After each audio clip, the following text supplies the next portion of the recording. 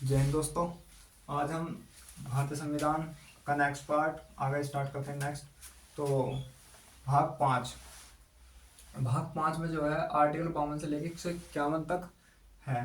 तो अगर हम पहले बात करें तो ये है कार्यपालिका। कार्यपालिका मैंने कल मतलब पिछली वीडियो में बताया था।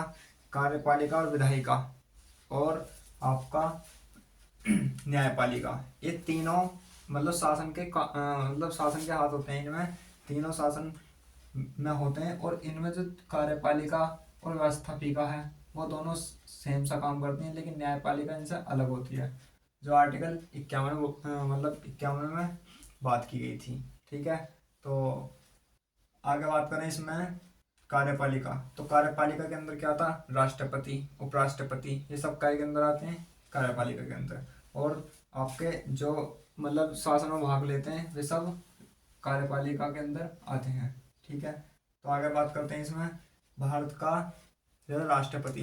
तो ये जो है पहले भाग पहले में राष्ट्रपति के बारे में है, यहाँ तक दिया गया है।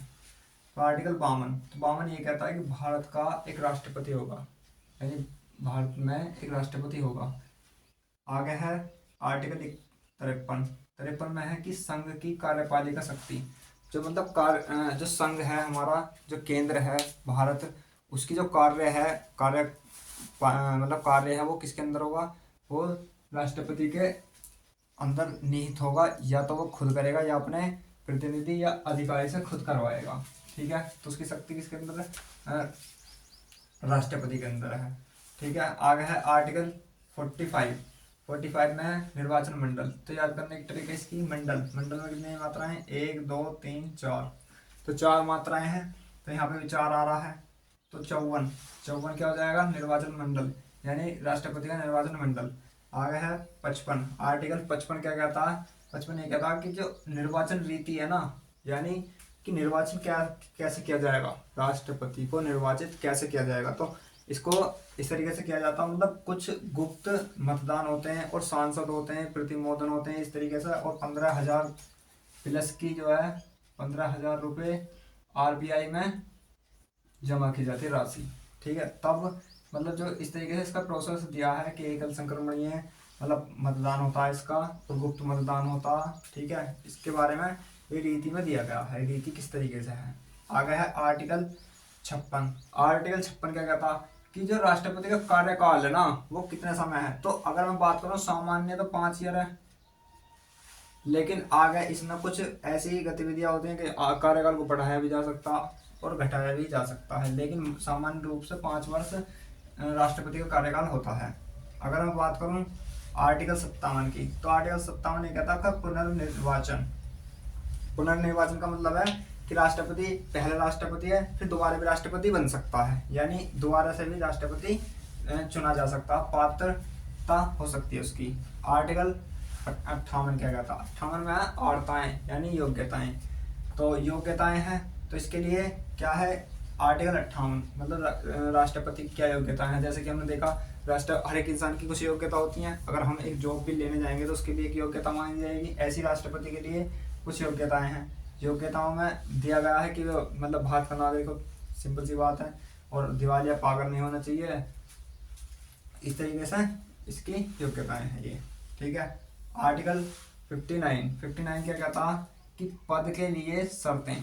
अब ये भी ऐसी बात होगी कि पद जो है वो मैंने बताया अभी कि 50 अनुमोदन चाहिए। ठीक है, 15,000 की राशि चाहिए। इस तरीके से कुछ शर्तें रखी गई हैं जो संविधान के अनुसार आर्टिकल 59 में दिया गया है।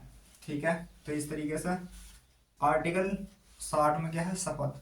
शपथ या प्रतिज्ञान मतलब राष्ट्रपति शपथ लेगा। आर्टिकल 60 के अनुसार कौन दिलाएगा, तो जो भारत का चीफ ऑफ जस्टिस इंडिया, ये जो है यानी भारत का मुख्य न्यायाधीश, या कह सकते हैं कि सुप्रीम कोर्ट का मुख्य न्यायाधीश जो है वही भारत का मुख्य न्यायाधीश होगा।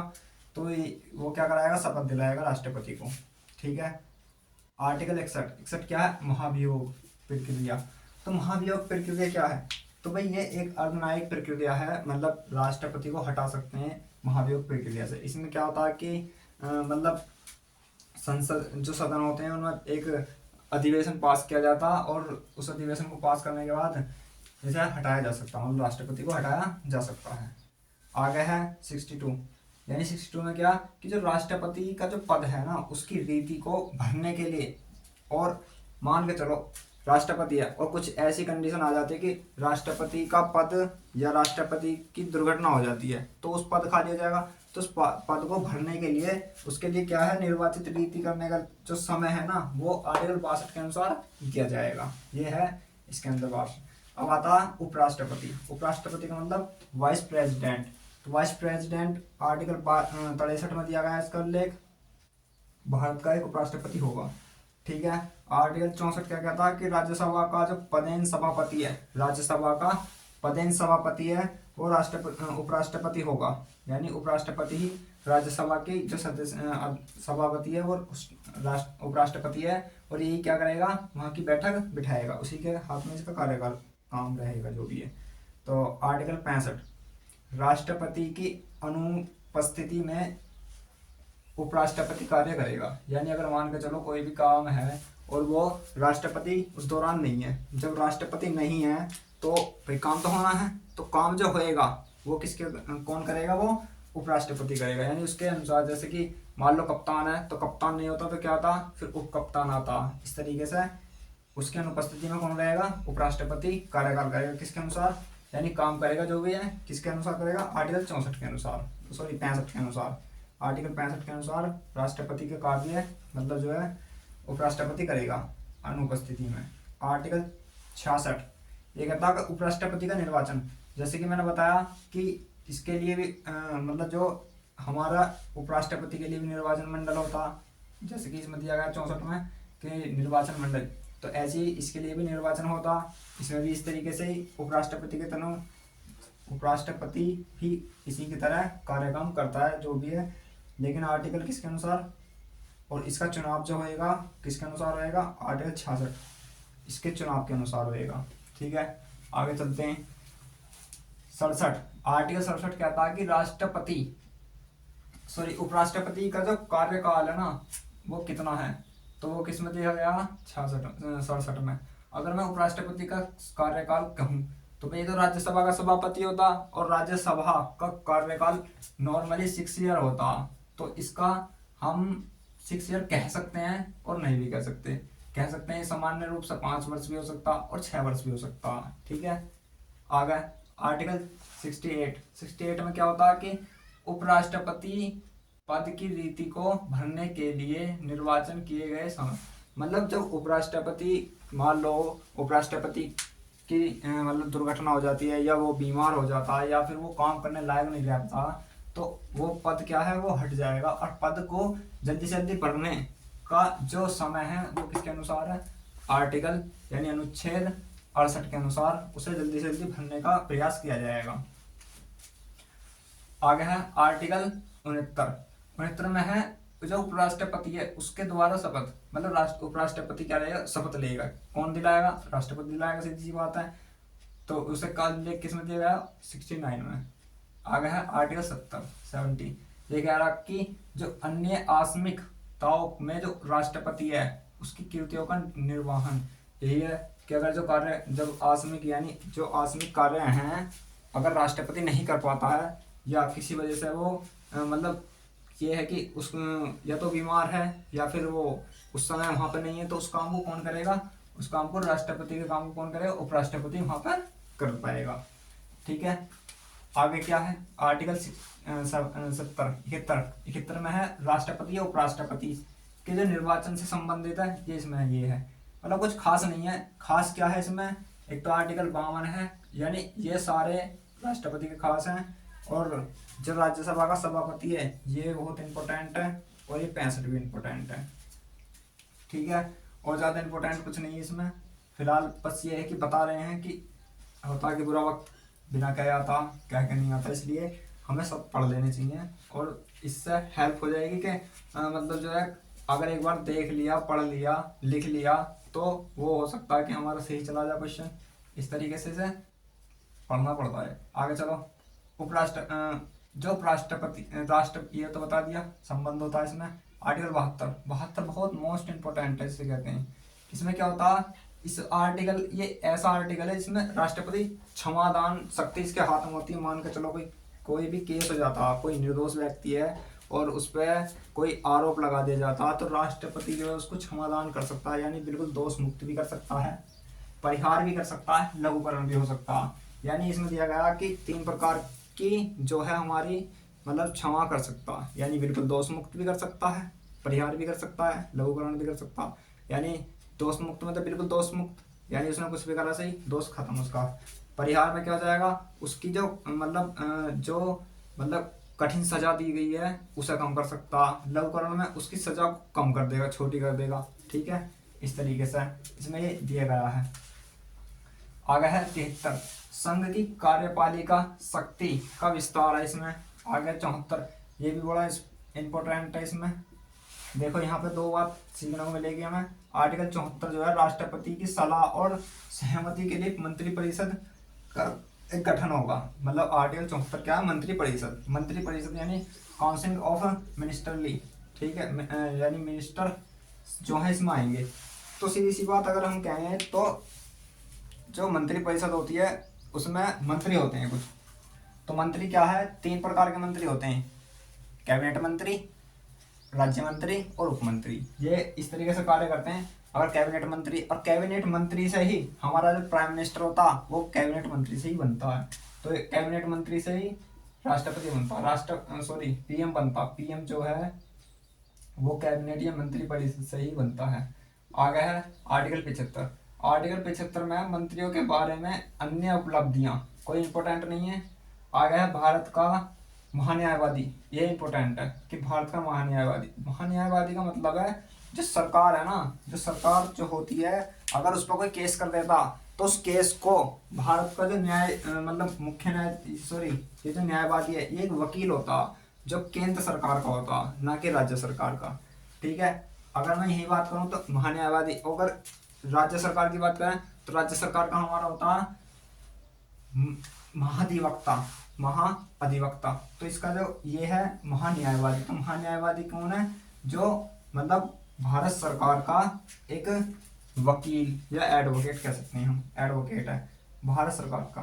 तो इसका जो मतलब वो दिया गया है भारतीय संविधान में उल्लेख आर्टिकल 76 के अनुसार दिया गया है कि भारत का एक महान्यायवादी होगा जो सरकार पर कोई भी आरोप लगेगा या सरकार कुछ भी गड़बड़ी करती है या अच्छा करती है, भला करती है, बुरा करती है, उसे बचाव के लिए एक वकील होगा जिसे महान्यायवादी कहते हैं। उसका मतलब गठन किसके अनुसार है, आर्टिकल 76 के अनुसार दिया गया है। बहुत इंपॉर्टेंट है। आगे सरकारी कार्य संचालन। तो सरकारी कार्य संचालन यानी बिजनेस, कंडक्ट बिजनेस जो है वो किसका, गवर्नमेंट में। आर्टिकल 77 में दिया गया है कि भारत, इसमें क्या है, भारत सरकार के कार्य का संचालन कैसा होगा, जो भी है वो 77 में दिया गया है। आर्टिकल 78 इंपोर्टेंट नहीं है ये, जैसे आर्टिकल 78 इसमें दिया गया राष्ट्रपति को जानकारी देने के लिए पीएम के कर्तव्य है। यानी राष्ट्रपति को जितनी जो जानकारी चाहेगा राष्ट्रपति को वो पीएम देगा और अपने मतलब कर्तव्य के अनुसार देगा। और सीधी सी बात हमें सबको पता होनी चाहिए कि सीधी ज़्यादा पावर किसके अंदर होती है, प्राइम मिनिस्टर यानी प्रधानमंत्री के अंदर। प्रधानमंत्री के प्रसार पर्यंत ही काम करता है राष्ट्रपति। और सीधी सी बात करें तो संवैधानिक जो प्रमुख होता है सबसे बड़ा वो राष्ट्रपति होता है। और राष्ट्रपति के बाद हमारा प्राइम मिनिस्टर मतलब उपराष्ट्रपति होता है। उपराष्ट्रपति इसके अनुसार ये चलते चले जाते हैं मतलब सम्मान के अनुसार। लेकिन असली जो वास्तविक प्रधान होता राज्य का यानी देश का वो प्राइम मिनिस्टर ही होता है। ठीक है, प्राइम मिनिस्टर कहेगा राष्ट्रपति को तो ये काम कर तो वो करेगा, अगर वो कहेगा कि तो यहाँ बैठ तो वहाँ बैठेगा। यानी एक प्रकार से समझ लो कुछ पावर होती है राष्ट्रपति के अंदर कि वो खुद अपने काम अनुसार काम कर सकता है। लेकिन जो मतलब 99% ऐसा होता है कि वो सलाह यानी जो मंत्रिपरिषद है और मंत्रिपरिषद का प्रमुख होता है पीएम, तो वो उसी की सलाह पर कार्य करता है राष्ट्रपति। तो इसलिए असली शक्ति, वास्तविक शक्ति किसके अंदर होती है, पीएम के अंदर। यानी अलग अलग देशों में अलग अलग होता है। जैसे भारत में तो भारत में इस तरीके से होता है और वास्तविक प्रमुख भी जो होता है वो पीएम होता है हमारे मतलब भारत में। तो इसके लिए बता दूं मैं तो आगे चलते हैं। चलो इसके लिए इतना ही काफ़ी है, बहुत वीडियो ज़्यादा लंबी हो जाएगी, फिर ज़्यादा लंबी ना हो इस तरीके से कम समय में ज़्यादा पढ़ लिया जाए।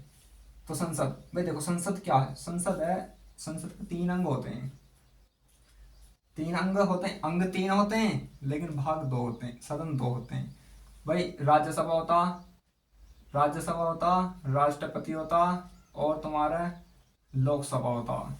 लोकसभा, राज्यसभा और राष्ट्रपति, तीन अंग होते हैं और भाग कितने होते हैं, सदन दो होते हैं, राज्यसभा और लोकसभा।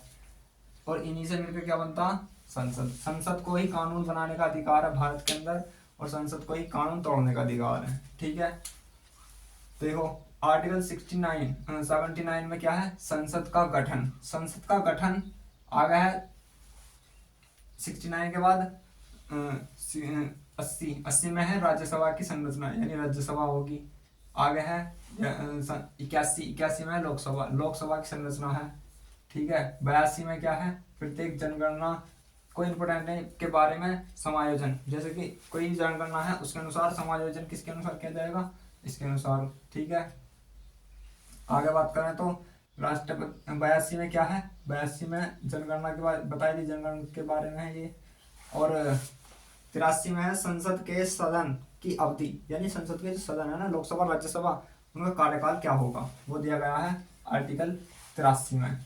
आर्टिकल 84 आर्टिकल 84 में क्या दिया गया, संसद की जो सहायता है ना, वो योग्यता के अनुसार, मतलब संसद के जो सदस्य हैं या जो भी है, सदस्यता कैसे ली जाएगी उसकी योग्यताएं 84 में दी गई हैं। यानी संसद को कोई सदस्य है तो उसकी योग्यता किसके अनुसार है, 84 के अनुसार। आगे है आर्टिकल 85। आर्टिकल 85 क्या कहता, 85 ये कहता कि जो संसद है उसका शस्त्र या शस्त्रवासन जो विधान है, क्या विधान, वो किसमें है, वो 85 में है। आर्टिकल 86 क्या कहता, आर्टिकल 86 ये इंपॉर्टेंट नहीं है ज़्यादा है, जो इंपॉर्टेंट है ये बता दी संसद के, ये संसद वाले इंपॉर्टेंट है, जनसंख्या वाला भी इंपॉर्टेंट है ये 82। आगे है 86, संसद में अधिभाषण यानी बोलना एक प्रकार से मान लो, या संदेश भेजना का अधिकार किसको है, राष्ट्रपति को, किसके अनुसार, आर्टिकल 86 के अनुसार। ठीक है, आगे आर्टिकल 87 ये कहता है कि जो 87 है, राष्ट्रपति का जो विशेषण है या विषण या भाषण, उसका अपघटन कौन करेगा, 87 इंपोर्टेंट नहीं है, छोड़ो। आर्टिकल 88 में संसद के बारे में मंत्रियों की और महान्यायवादी के राइट्स, यानी कुछ राइट्स दिए गए हैं जो महान्यायवादी और मंत्री जो होते हैं उसके 88 के अनुसार जो संसद में पेश किए जाते हैं। आगे देखो संसद के अधिकारियों के बारे में दिया गया, तो ऑफिसर ऑफ पार्लियामेंट, तो इसमें है जो 89 है उसमें दिया गया है कि राज्यसभा और क्या